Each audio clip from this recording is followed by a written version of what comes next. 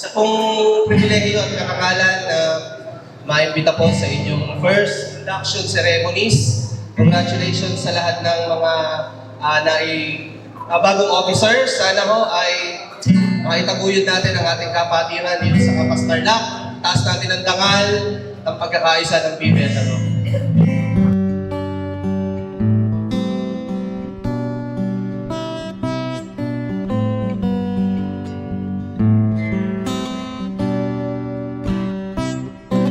Sabi po sa Filipos chapter 2 verse 3, huwag kayong gumawa ng anuman dahil sa pansariling layunin o pagyayabang. Sa halip, bilang tanda ng pagpapakumbaba, ituring yung higit ang iba kaysa inyong mga sarili. That is one of the best reminders sa paglilingkod, sa pakikisama, sa pagbuo ng isang grupo, sa isang magandang pundasyon ng samahan. Sama, tulong-tulong, itaas ang layag at sumulong, isisigaw sa tugatog ang ating tagumpay.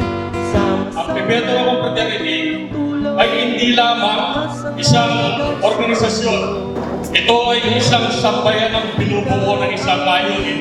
Ang bubugin ang bawat kapatid upang maging may malasakit, may prinsipyo at may tunay na diwa sa pagkakapatiran. Matatakot Sa ating mga bagong leader, naway maging gabay ninyo ang ating mga panuntunan at tradisyon. Harapin ninyo ang inyong tungkulin na may tapang pagpakumbaba at tunay na malasakit. Ang kinabukasan ng ating kapatiran ay nakasalalay sa huli ng pamumulan na inyong ipinapakita. sama-sama, tulong-tulong, itaas ang layag at sumulong, isisigaw sa tugatog ang ating tagumpay. Sama-sama, tulong-tulong, itaas ang layag. Pero the main thing na muli ko sabihin is about respect. Ikaw ang Respect is, sabi nga both ways. sama-sama, You respect me, tulong, I respect you. Respect ka mo, respect mo na ka. Pero kung minsan, isisigaw sa kaya mo mo respect mo, respect mo ang nakapagulit.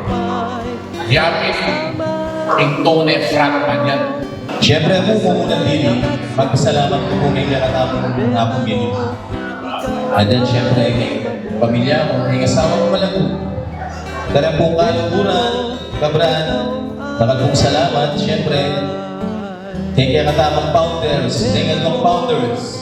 ikaw